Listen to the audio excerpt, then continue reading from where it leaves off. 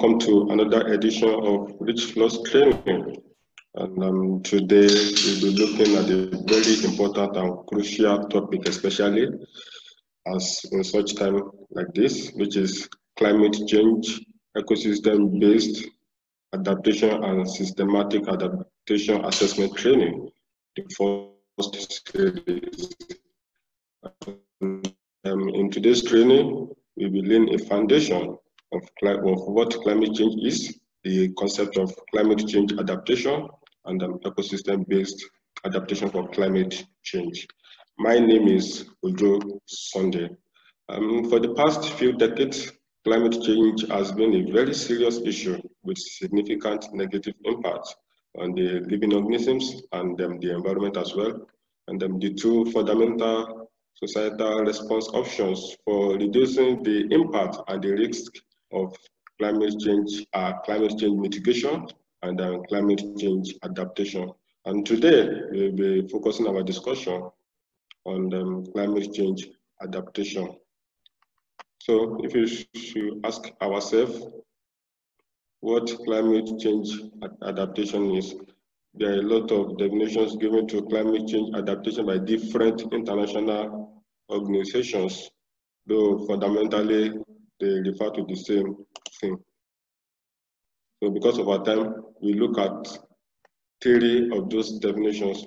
The first definition is the one by the Intergovernmental Panel on Climate Change, IPCC. They are the intergovernmental body of the United Nations that is dedicated to providing the world with objective scientific information that are relevant to understanding the scientific basis of the risk of human-induced climate change. So that is IPCC, and according to them, climate change adaptation is referred to as the process of adjustment to actual or expected climate and its effect. Also, if we should take a look at the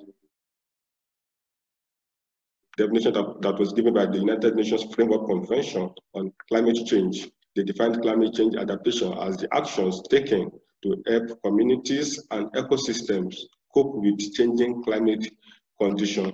And also, according to the United Nations Development Program, UNDP, climate change adaptation refers to the process by which strategies to moderate, cope with, and take advantage of the consequences of climatic events are enhanced, developed, and implemented. So this UNDP's definition of climate change adaptation emphasized on the enhancement first, the development, and then also the implementation of the strategies that help people to moderate and cope with the consequences or the negative impact of climate change. And I think this definition is a very good one. It's a very good one. And according to the Intergovernmental Panel on Climate Change, the IPCC, climate change adaptations actions can be considered as actions where the central aim is to maintain the essence and integrity of a system, or transformational adaptation. That is the actions that change the fundamental attributes of a system in response to climate change and its impact. So let's look at some terminologies that we used, the general terminologies that are being used when it comes to the concept of climate change. The first one is climate change itself. Climate change itself. It is a change in the state of the climate that can be identified by changes in the mean and or the variability of its properties, which usually persist for an extended period, typically decades or even longer than a decade.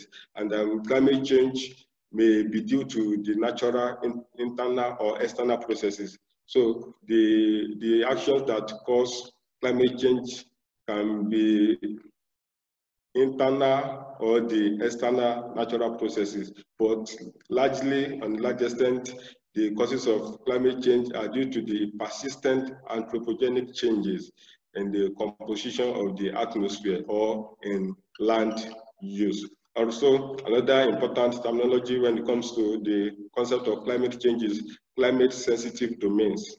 Climate sensitive domains.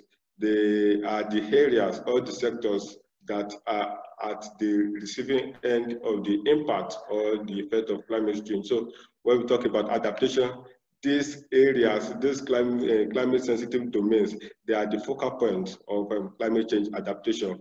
And climate sensitive such domains include the agriculture, the forestry, the water management, the coastal sector, the public health sector, and others. Also, another important terminology in climate change is maladaptation. There's a concept that is referred to as maladaptation. And this basically refers to the actions or processes that increase vulnerability to climate change related hazards. Maladaptive actions and processes often include plant development policies and the measures that deliver short-term gains or economic benefit. So in basic terms, what this maladaptation refers to, what it means the activities or the actions that benefit one group at the expense, or the processes or the actions that benefit one group at the expense of another. And also we have climate change mitigation as one of the terminology that we use when we come to climate change concept. This basically refers to the human interventions in limiting global climate change by reducing the emissions of greenhouse gases. Basically, these greenhouse gases are the ones that cause climate change, basically. So the process of human intervention in limiting the global climate change by reducing these emissions of the greenhouse gases now, they are what is referred to as climate change mitigation. We also have National Adaptation Plan as well. National Adaptation Plan. These are the various plans that are used in identifying medium and long-term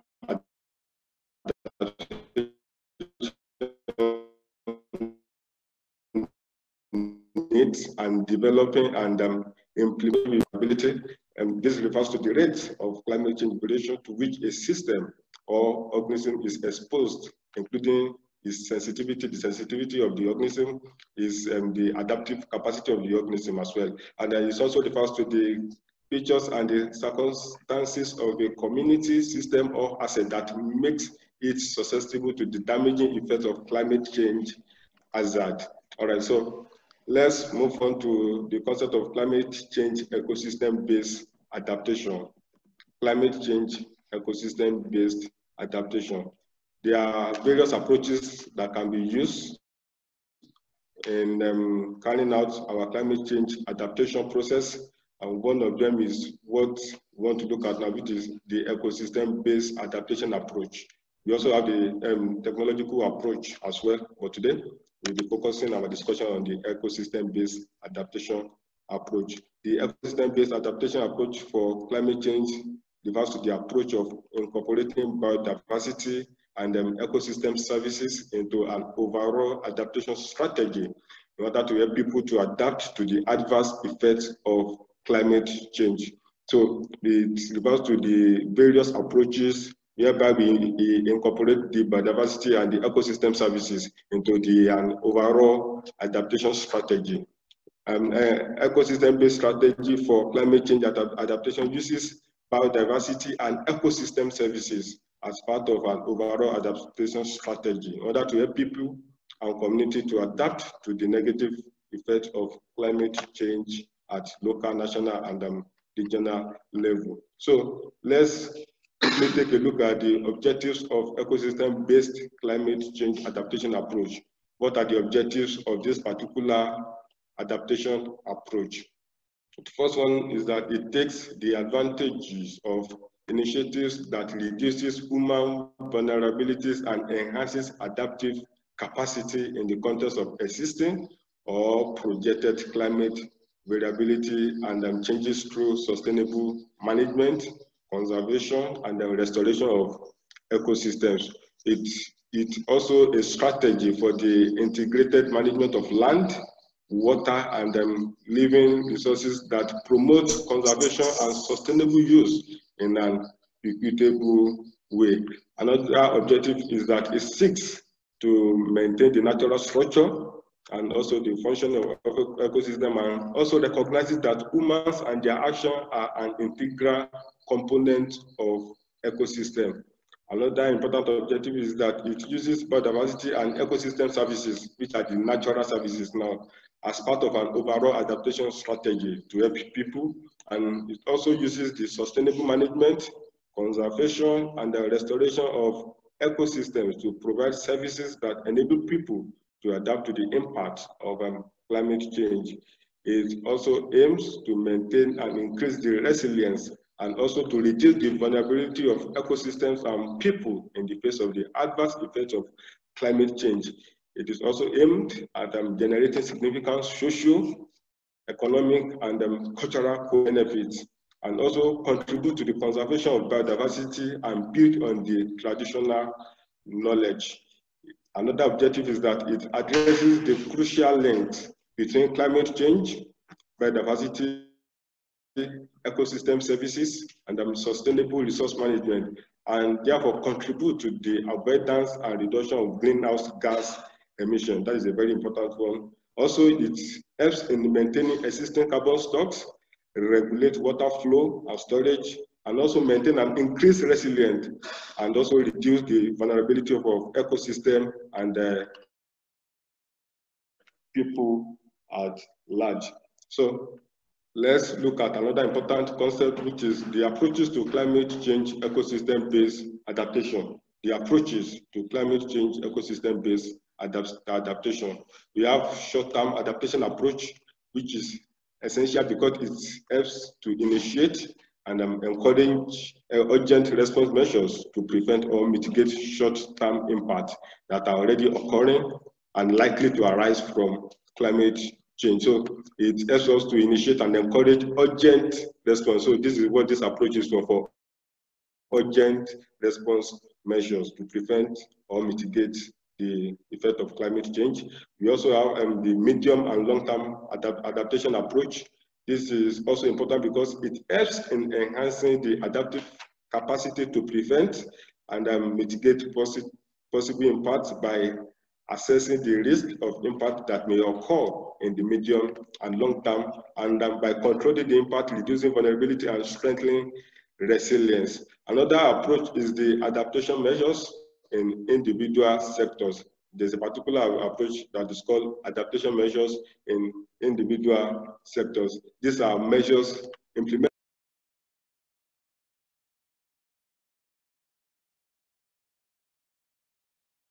The first limitation of ecosystem-based of this particular approach is lack of capacity issues. The lack of capacity issues.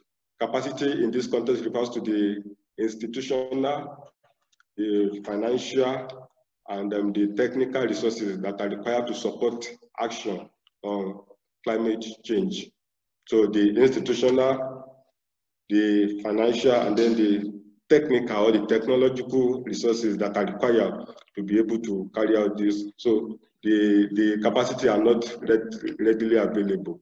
That's one limitation. Another limitation is the structural or operational issues. The structural or operational issues. These issues are particularly important in the case of projects using ecosystem-based approaches that require the participation of a variety of governmental and non-governmental partners. So if you want to carry out ecosystem-based adaptation now for climate change, and it involves maybe different ministries, different departments of the governmental arm now. So this issue comes of the structural or operational issues. We also have the political and the socio-economic issues now. Most often, ecosystem-based approaches to climate change adaptation are developed and implemented within particular socio-economic and political contexts, which may radically change during the lifetime of a project. So this may maybe during the lifetime of this adaptation project, there are different governments that comes and go, different government that come. This is one of the limitations to this adaptation approach. And the last limitation we'll be talking about today is that ecosystems are subject to climate change impacts themselves. The ecosystem that want to use, they are subject to climate change impact, and therefore ecosystem-based approaches can also be vulnerable to climate change. Okay, so let's take a look at the advantages or the benefits of climate ecosystem-based approach. The advantages or the benefit of climate. But before we look at that, let's look at the ecosystem-based climate change adaptation methodology. Let's look at the different methodologies that are being used for climate change adaptation approach. The first one is carbon sequestration. Carbon sequestration. Sequestration via expanded carbon pools, such as afforestation, reforestation, restoration of natural habitat. That is one methodology that you use in carrying out our ecosystem-based climate change adaptation. Also, we have the terrestrial carbon stores conservation. Terrestrial carbon stores conservation. Maintenance of existing carbon stores, e.g., avoiding deforestation or protecting wetlands. So this is a way of, and this is the methodology that involves avoiding deforestation. Also, we have ocean carbon sink conservation. That is the maintenance of the ocean carbon sink. There's a method that is called ocean carbon sink. And also we have the bioenergy. This involves substituting fossil fuel energy with cleaner technologies based on biomass. So instead of using the fossil fuel as source of energies, we can opt in for an alternative of cleaner or green technology, the newer fashion of technology or the newer sources of energy now in carrying out our different operations. So let's look at few case studies. The few case studies that the few places that have used ecosystem-based approach in carrying out their climate change adaptation. There is the case of the initiative of Coastal Futures Omba Community Project. This Omba community is a community in the United Kingdom. They applied measures like managed realignment, habitat restoration, and then the creation of flood storage site to adapt to coastal change. So this basically what this community did was that when they noticed that climate change is affecting their coastal region, so they now came up with some ecosystem-based approach. And the methodology they use is the managed realignment, habitat restoration, and then the creation of flood storage. So this particular project combined traditional and an ecosystem-based approaches to protect the local community along the north bank of the estuary from flooding and sea level rise caused by climate change. And the project ecosystem-based solution allow for a more viable and cost-effective approach. So what they find out is that the cost that was used for this particular adaptation approach is effective, that the cost is very cheap compared to when they use another approach. Another case study that I've talked is the DOBRAC Climate Change Adaptation Project. The DOBRAC Climate Change Adaptation Project. This DOBRAC is in Netherlands. And it was an effort of their federal government water board of the Dutch government to increase the capacity of adaptation to climate change and also to restore natural habitats that have been lost through years of anthropomorphic pressures on nature. So it was carried out by reconnecting the river. There's a particular river that is called Reggae. So they tried to reconnect that particular river to its original catchment base, and this helped them to reduce the vulnerability of the region to flood and drought, and it serves as a connectivity feature, joining habitat and having long been detached. So these are the two case studies. These are the two places that have used this particular approach for climate change adaptation. So as we begin to round up for today, in conclusion for today's training, adaptation measures for climate change and the enforcement of mitigation measures are urgently needed in many sectors of businesses and society. Such sectors ranges from the agricultural sector and also the forestry as well, the urban planning, water management, the human health, and the like. So there's urgent need for climate change adaptation and mitigation to be enforced on these sectors, and then the increased engagement is needed between the scientific and development communities and project executors. So there is an engagement, there is an agreement that is needed between these three people: the scientific body, the host community, the development community, and the project executors, that is the government arm of the climate change sector now, in developing and implementing this approach, policies, and activities. And in order to make sure that there is availability of optimal and appropriate use of this climate change adaptation. So thank you so much for listening. If you have any question, you can drop it on the chat box so that we can give response accordingly. Thank you.